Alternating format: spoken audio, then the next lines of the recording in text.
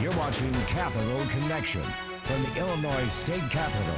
Welcome back. Much of the work in the House and Senate this week occurred in committees, and those committees meet virtually, often online.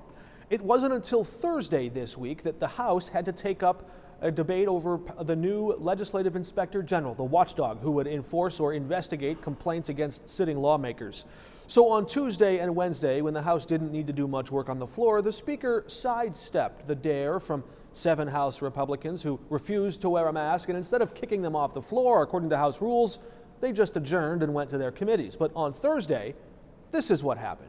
Do not expel us from this chamber. House Democrat Lakesia Collins filed a motion to remove 9 Republicans who refused to follow House rules and wear a mask in the chamber. Why don't we do a virtue signal, Representative Collins? You all on that side of the aisle have been making this chamber a clown show. It's within the rules. I understand it. The rules are the rules. Let's see how the vote goes. After the vote, Doorkeeper, please remove Representatives Sosnowski, McCombie. only 8 of 9 Republicans ordered to leave actually did. Mind your own business, mitigate your own risk. Guards were given this list and told not to allow these 9 Republicans back in without a mask. My chair would have been removed and I would have been barred from re-entering. So I felt I had no choice but to stay there. But House Republican Tony McCombie protested and never left. I was elected to be on the floor, so that's why I stayed. Instead of physically removing her, the House shut off her voting switch. We know that the governor has been overreaching and that we should be voting on this. Every minute that we're wasting talking to you all while you're over there whining about a mask, those people are still suffering and they need our help. So do your job and comply with the rules in this House. If not, go remote. In this line of work, reporters often criticize and call into question the decisions and the work of elected officials. Sometimes that criticism comes back at us directly. Joining us now is House Republican Blaine Wilhour, and you've been critical of some of the reporting on this program and of this reporter. I want to give you a chance to address that. No, thanks, Mark. I appreciate the opportunity to be here. We've obviously went back and forth on different occasions in press conferences and out on the road, but we've never had a chance to sit down and do this face to face. So I appreciate this opportunity, and we can talk about whatever you want to talk about sure. Right here now. But let's address that press conference last week. Yeah. So last week there was a mask mandate press conference. Right. I think you felt like you had the upper hand. You had a victory in hand because the court had ruled Governor Pritzker had to lift the mask ruling. That was the Sangamon County Court, and I think if I understood correctly, you were there to say, "See, we're right." Right. And in that press conference, which has long been the purview of the Illinois legislative correspondent, the reporter's room, right? You're in our house at that moment. And I think you took umbrage with me asking a question of a different variety. Yeah, well, the thing is that we took a little bit of umbrage at the fact that we were there to talk about a specific issue, and that is the issue that the governor is literally removing mandates for everybody but school children, which is insane. It defies logic, it defies critical thinking, it defies common sense, and it defies everything that we see with our own eyes. But the media didn't want to talk about that very much. We asked you several questions about that. And it really just surprised us that the lack of interest in some of that stuff, and just this. You don't think media covers that enough? As we've seen over the last 2 years, the media is pretty selective on what they cover as far as what goes with the mask mandate. There's a lot of fear that's being pushed out, especially in our Chicago media. The folks up there are so irrationally afraid of COVID. The fear of COVID doesn't match up with the risk of COVID, and that whole narrative that's pushed mainly by our governor, but allowed in large part by our media, has really prevented us from being able to do the real targeted stuff that we should have been doing from the start to protect the people that were actually vulnerable to critical illness or death, and to make sure that we're doing common sense policies as pertains to kids in school, because masks do not come without harm. They don't come without negative drawbacks. What is the harm of wearing a mask? Especially, well, I think in the press conference I pointed out that I have a first grade son. He struggles with some of his phonics. How is a teacher supposed to be put in a position where they're trying to teach kids how to read, and they can't see facial faces, they can't see. see Very and do, important. I think that any development. teacher, anybody that's in the education system would say that that's extremely important. And just the fact that there are absolutely no studies out there that indicate that masking kids in school, there's any benefit whatsoever to it. Well, and I'm not alone on that. The New York Times is with me. The Atlantic Magazine is with me. This isn't just some far-right conspiracy theory thing. This is real. This is real life. Kids are actually being harmed for a political narrative. That's the viewpoint that we're trying to get out there, and that's what needs to be combated. And we're doing that. We've been successful doing that in Southern Illinois, and you're seeing now in Northern Illinois, in the suburbs, parents are starting to rise up and demand common sense come back. Don't you think that also has something to do with the fact that the Omicron variant has largely faded from view and the public health metrics are actually improving? Doesn't public opinion shift with the severity of the virus? Absolutely, absolutely. We've seen a lot of variants come and go with this stuff, but the one constant has been that, number one, the lockdowns didn't work.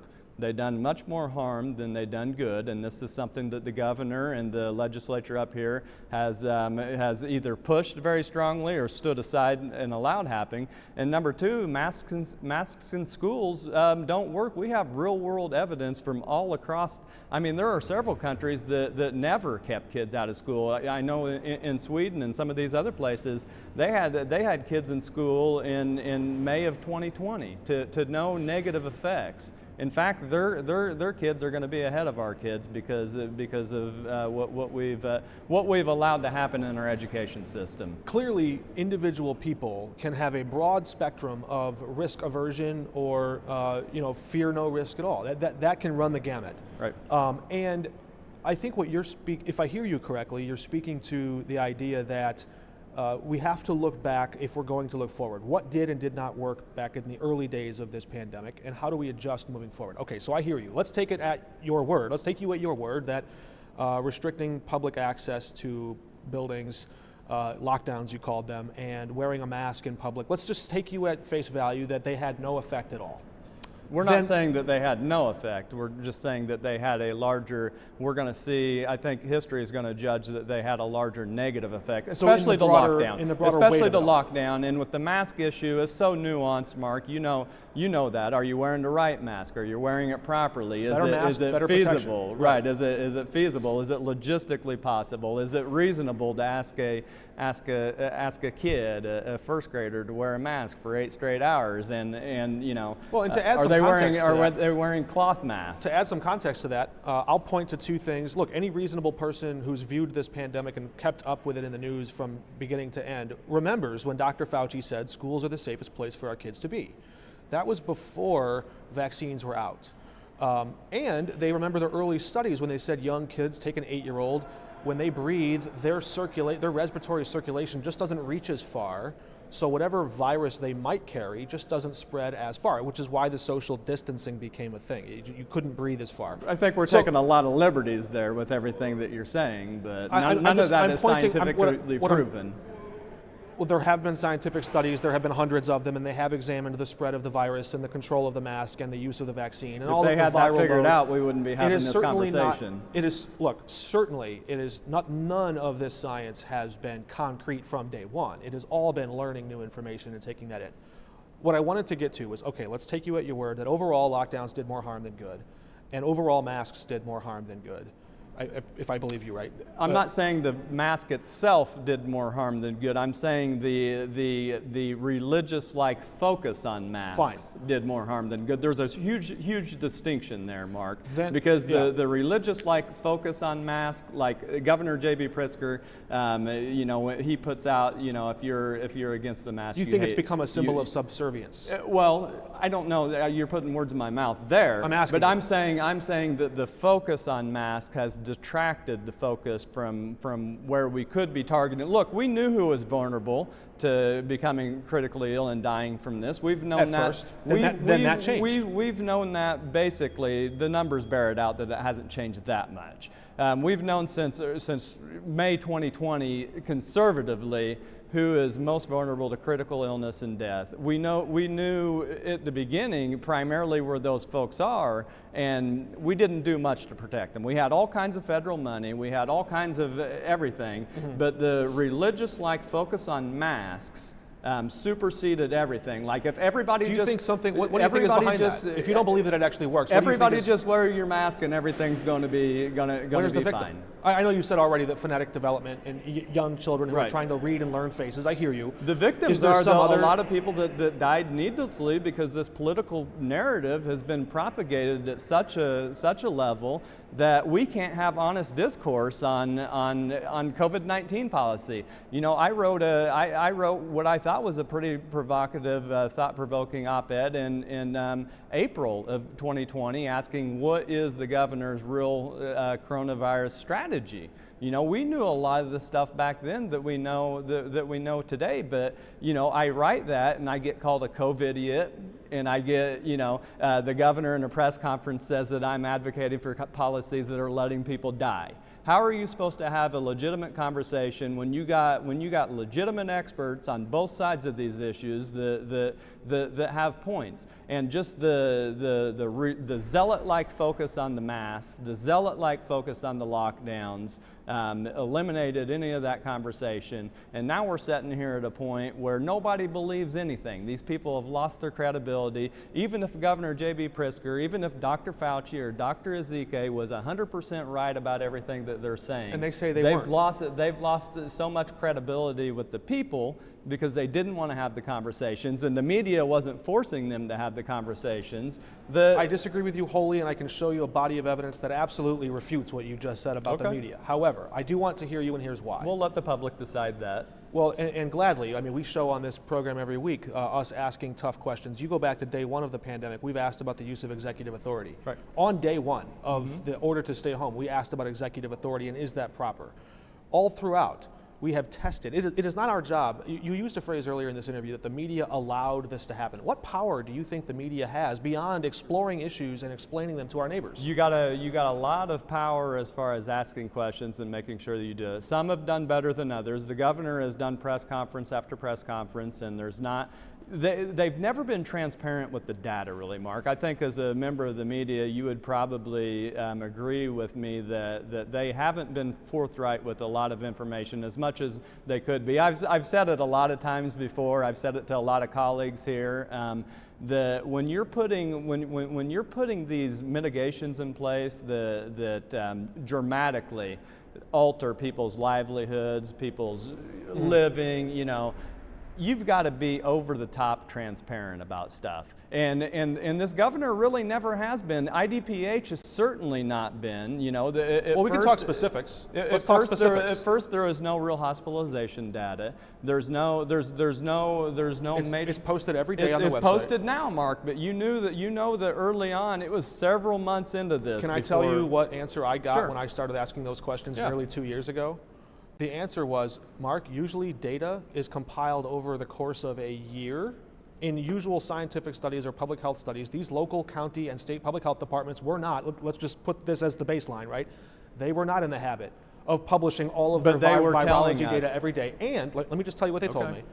They told me, well, we had to get a process built. We had to build the plane while we were flying it. Okay. They had to get a data collection system that they could trust.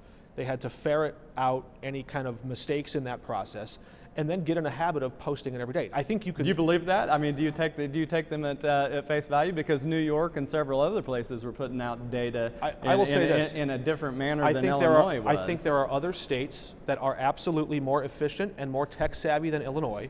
I think my experience. I think my experience in reporting on Illinois government agencies has shown the public that our computer systems, some of them stuck in the 1990s, were not well equipped to, and I'm not saying that was the case at IDPH, but there are examples in Illinois government that our tech has not been brought up to speed. So there were some real obstacles. Sure. Do I take government officials at their word 100% of the time? Absolutely not. Right. I'm a paid skeptic, okay? Right.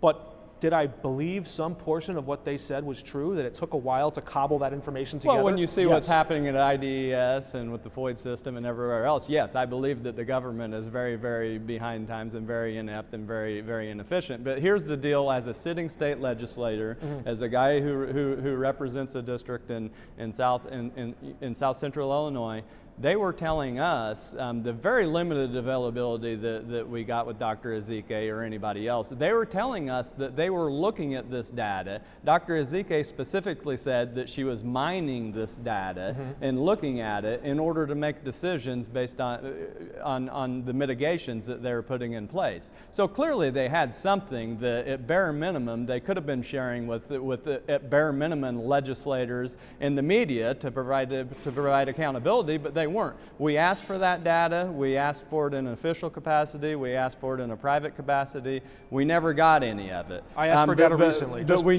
know that it had existed in some in some form. Either that or Dr. Ezike was lying about it. Well, but you've already acknowed that there is hospitalization data, there is infection data. And you asked what the media could do to back us up on that stuff. They could be out there. I don't exist to back you. I want to be clear. I don't exist to back you up. No, I exist to challenge you and everybody else in this job. Well, to make sure you ideally exist to provide a check on the people in power. And that's not you. And I appreciate that. You're not a person in power? No, and I've never said that you shouldn't hold me accountable on stuff. I've never said that to you, Mark. We've had our differences. We've quarreled on on worldview and some of the narrative building type stuff that I felt like you've done in the past. I want to address that directly if I can. Sure. I hold no partisan affiliation. I am a fierce independent. I do not care. Frankly, you might say that I'm agnostic politically. I care deeply about honesty, integrity, and I respect people who are effective at doing a task, at getting something done. I think there is value in debating in public. I think there's value in public hearings. I think there's value in bringing people to the conversation. It's part of the reason why I'm having this conversation with you today, for people to watch. All right, so let's go back to part of square one of this conversation. You said, I just can't trust Governor Pritzker. I think that this whole chasm, you guys are so divided on all this. Do you think there is some merit in the idea that in 2019, pre-pandemic, you and J.B. Pritzker already held very different political philosophies. You of individual liberty and him of maybe collective conscience or public health. He was more socially minded, you were more individual responsibility minded, right? Do you agree with that? I think that's probably fair, broadly. And when you add that pandemic to the equation, where all of a sudden we have 900,000 dead Americans, a true tragedy. People lost work, industries collapsing on themselves, other ones burgeoning and growing. But through all of this change and churn, can you see how the two of you and J.B. Pritzker would have clung more firmly to the worldview you already had, that individual liberty was the way out of this, or that collectively we have to come together and find a way to beat this thing? It seems like the polarization was really just exposing what you already thought to be true. I think that there is some truth to that. We certainly had strong worldviews coming into this, and you could see how that played out through the process. But early on, I talked with Governor Pritzker. We had a hour-long conversation on the phone about some specific things, and that was probably in April 2020. We had a good conversation on a Saturday morning. So there was a chance there that we could come together on some things and tackle this. I expressed a lot of concerns. He listened to it at the time. Well, he listened to it as far as on the other end of the phone. He didn't hang up on you. Did anything come of it? No. What he asked specifically for me is, what can we do to get religious services open? Some common sense things that we could do to do that. So I gathered religious leaders, and I actually put a plan together to do it. A plan that's kind of been panned by a lot of people since then. But we got to realize that nothing was open. Let's get to that. At that time, and I put that together. I sent it to him. He said thank you, and then nothing else. But probably he took input. So he received input. You don't really know what he did with received it, but he didn't do anything. We'll move on. Now we have an election, and there are Republicans running for governor. You're backing Darren Bailey for governor. Sure. Yeah. Avery Bourne, another downstate Republican from the western side of downstate, is backing Richard Irvin for governor. That campaign seized on your issue, I think, is what you were just alluding to, Right. and said, look, Darren Bailey and his allies, Blaine Wilhour, early in the pandemic supported Governor Pritzker's idea to close churches or businesses or other places of public gatherings. Is that true? That is completely untrue, and you did make a post. Senator Bailey did. This is what really bothers me about politics, and I think it's a reason why so many regular people can't stand politics and politicians, because you got a campaign that's putting out information that Avery put that information out. I like Avery. You know, we're close in thought on almost everything. But she's putting out information that she knows is not true. Well, and I guess the question is, we got to look at where we were at the time, Mark. This was in I think May 2020 when we put this plan together. Nothing was open. The churches weren't open. The schools weren't open. Small businesses were being still 2 closed months down. into the pandemic. So what we did, I mean, these people need to decide whether we're just rabble-rousers that can't work with anybody, or you know, if we're somebody that promotes, you know, some of these lockdown policies. That we can't be both. So what we did is, are you a rabble-rouser that can't support anybody? No, we didn't. I think that you'll actually see this, Mark. What we did is we put together 50 different government entities from Central Illinois, Southern Illinois. We had, I think, 10 different health departments that came together, and we wrote at the time what we thought was a common sense plan that was geared towards giving local government the confidence and the authority to open things up. Did you see it as your roadmap to reopening? We called it the Back to Business Plan. You saw it as a Mark, roadmap to reopening? It was a roadmap to reopen. It absolutely was. It called for, yes, it did call for some restrictions, but it called for less restrictions than what were going on at the time. It called for relaxing of restrictions. It called for relaxing the restrictions, and most importantly, it called for eliminating them completely in 5 weeks. Okay, so we get this together. We get 6 different health departments, I think. Don't quote me on that. We can look back. And there were no vaccines at the time. To sign off on it, and we get local government input. And this resulted directly after in probably 10 or 12 different local units of government from the county level and the city level declaring their areas open for business. All right. So you think the effect was that opened the floodgates in Southern Illinois and Central Illinois for businesses to take their responsibility for survival into their own hands. We gave them the confidence, we gave them the cover to do that, and this was something that was done in coordination with local governments. Who else can, I mean, Richard Irvin, Avery Bourne, any of these other people running for governor, nobody can say that they got local governments to actually side with them and defy the governor and open their areas up. And the areas in Southern Illinois and Central Illinois that did this are in better shape today than the areas, let's say Aurora and those places that were completely going by the governor's stuff and having Dr. Ezike Day and everything else. So they can put out all the misinformation on this that they want, but the bottom line is we were giving local governments the confidence, we were giving small business owners the confidence to do what they needed to do to survive. There was 2 things that we always tried to get people to see.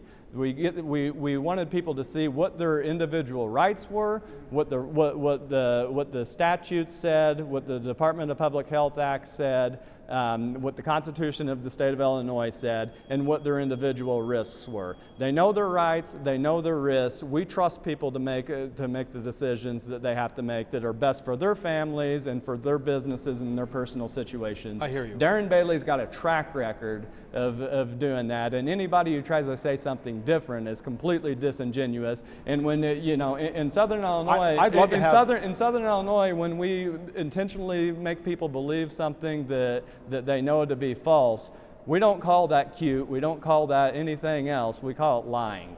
Right. And we need to be direct about this. Campaigns will be campaigns, and campaigns will exploit we don't the accept public. That. Well, campaigns will exploit the public decisions and the public statements that that their rivals have made. I would love and I would invite Richard Irvin and Senator Bailey to come on this program and talk about that, or I look forward to when they talk about that with each other. Let me ask you this. In July of last year, Governor Pritzker said he looks back on his record of the pandemic and sees he didn't get it all right. There were things that maybe he wished he had done differently. When you look back on your record as a public official during this pandemic, do you think you got it all right? I think that the overarching strategy, I don't think that I can say that I got it right or wrong because I didn't get my way on a lot of things. What I do know is the people in the 107th District were probably some of the most informed people in the state of Illinois on what their actual rights are. It's one of the least vaccinated districts in the state. Well, because they know what their rights are and they know what their risks are. And we trust them to make that decision, Mark. I've never said to anybody not to get vaccinated or not to do any of this stuff. I just don't believe that the state government, that a politician, that's not a public health professional, should be telling people whether they should or should not without having any knowledge of their personal medical history. I think there are millions of reasonable Americans who look back on this pandemic and the politics of it with disgust. Yeah. And I think there are millions of Americans who wish, maybe even long, for a day of another year when Americans would have united together against a common enemy to do everything we can to crush it. I to agree. keep Americans alive. I agree with that, Mark. Please Allow me to finish my question. Representative, allow me to finish my question. When you make allow me the to finish my question. Okay. If I've let go you ahead. speak here. Early on, you said you didn't think that lockdowns and masks were the right approach. And you said in the weight of things, they collectively, you might have seen some benefit at some time, but overall you thought we needed to move away from that. If not those two solutions, then what? Targeted protection. I mean, it's been done. The state of Florida did a better job of that with a much more elderly population than what we had. Like I said before, number one, we need to educate people. Florida did not do better. Let's inject the facts. Florida's record over this pandemic from the dawn of vaccines until now, which I think is. I'm talking about over the whole course of the pandemic, and Ron DeSantis in Florida has not panned the vaccines whatsoever. I didn't say he did. But when we had the most effective tool, which was the vaccine, until now, Illinois has a much better mortality rate, meaning much lower mortality rate than Illinois. I think that, Mark, you got to take a lot of things into consideration on that. I think that history is not going to judge us very well on how we proceeded on this because there's a direct correlation between economic downturn in people's personal lives and Illinois' economy is doing really well. And the Illinois economy is doing really well. You go out there and you tell the people on the street that Illinois' economy is doing. It's improving. Illinois' economy is doing. Is there a factor of Illinois' economy that's heading down? Illinois' economy got billions of dollars of federal taxpayer money pumped into it. So did every other state. That's the only reason. So did every other state. We have not done anything in this state to address the underlying corporate profits hit a record high since 1950s. Corporate profits hit a record high. Let's look at small businesses, Mark. Let's look at small businesses. People are buying more. Let's look at small businesses that were crushed by the policies, these lockdown policies, there hasn't been a lockdown these tyrannical policies since mid-2020. Mark, but it destroyed a lot of businesses when it done it. I mean, I don't think that anybody can deny that we needlessly destroyed lives and livelihoods, and you've got to take into effect the economic situation and what it's going to do 20 years from now. I think you're misremembering, or maybe you do. I'd like to know how you think about this, right? Because before governments issued mandatory stay-at-home orders, those lockdowns you referred to, sure. Already major professional corporations, big box stores, I want to finish this point because you know where I'm going. The markets were deciding before governments were acting. You know governments are slower than business. Businesses were looking at their risk of employees, Google and massive maybe not the small guy, but the big corporations who had a lot of risk to assess said we're safer at home. They moved first. That's a record. They moved first because let's make a distinction between the big corporations and the small businesses. Big corporations making these moves, making these. They have the technology. They have everything they need to be able to survive and thrive under a situation where they're having their employees stay home, where they're doing online stuff and all that. So these lockdowns. I'm only saying it wasn't government totally. These lockdowns. These dramatic government interventions, who did they favor? Corporate profits are going through the ceiling.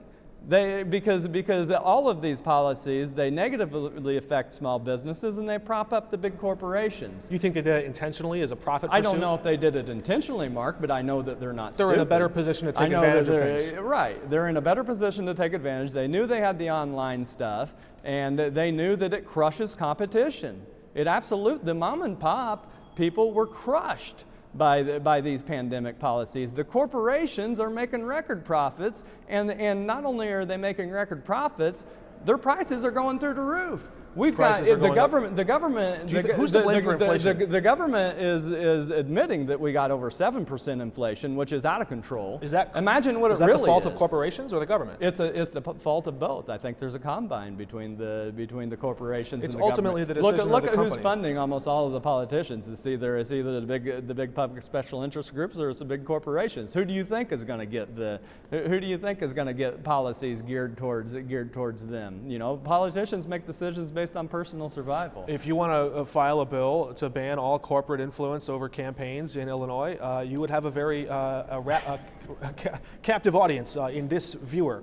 I think that this is a conversation that needs to be had, because I'm not a typical, Chamber of Commerce Republican. I'm getting that impression, Representative Wilhour. I'm a blue-collar guy. I run a construction company for a living. I came to the General Assembly because nobody was representing the interests of regular people, and that's why I support people like Darren Bailey when they run for governor, because that's the kind of stuff that we need. It's not the party of the Chamber of Commerce anymore, Mark. It's the People's Party, and I think that the last 4 years have bore that out, and we're going to see that moving forward. There is certainly a shift in political sentiments, and I hope to be there to document and understand that. And I have to tell you, genuinely, I have enjoyed this conversation. I hope that when you get done with it, you've seen some value in it as well. Let me ask you this. We're running out of time, and I believe you are expected somewhere else in this building. Yeah, my phone is blowing up. I don't know what's going on. I think something's going on, so I want to get to this directly. Did you ever think when you ran for office that you would be staging an exit from the floor of the House because you refused to put on a mask? Is that what the voters sent you here for? No, it absolutely isn't. But you get to a point in this thing, we're done doing things that don't make sense. And the mask mandate on the floor of the House makes no sense. There's hypocrisy all over the place.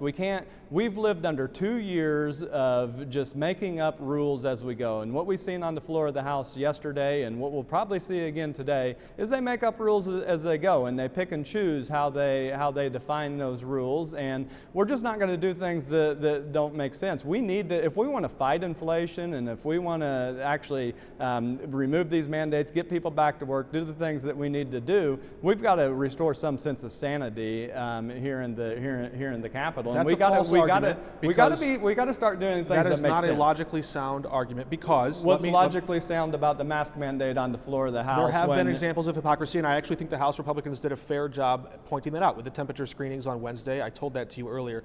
I don't see that wearing a mask in your workplace with your colleagues who have elderly, immunocompromised, or young, unvaccinated family. I don't think that prevents you from tackling inflation or tackling the unemployment insurance trust fund or tackling the issues.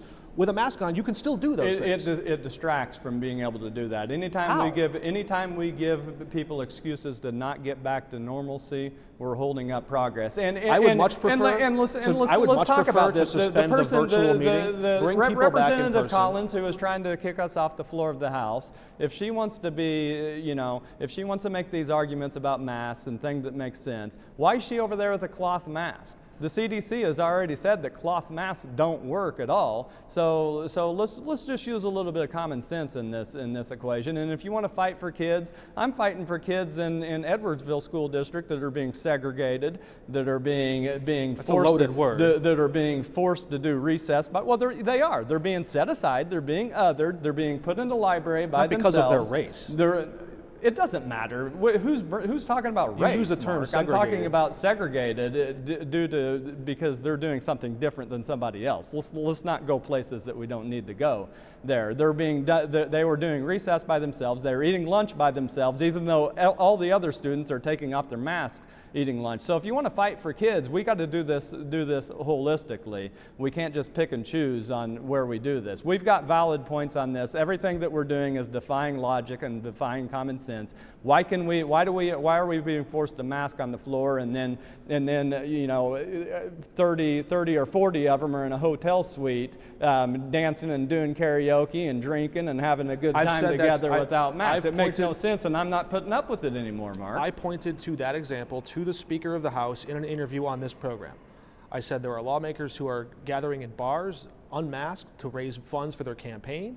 You have met in a committee, masked, but in person, when the special investigative committee was going on, I pointed to several examples and said, why can't you come back and do your work here? So I've raised that point. Sure. My question is, 20 years from now, are you going to look back on this moment getting kicked off the House floor and say, that's what my voters sent me here to do? We'll see what happens today, Mark. I mean, we're committed to bring sanity back to the Capitol here in Springfield, and sometimes you got to make a little noise to make it happen. So we're committed to doing that. Representative Wilhour is needed in other places. For our viewers who are watching this extended interview, he's just about to go to the floor of the House. By the time this airs on television Sunday, we will know the outcome of that.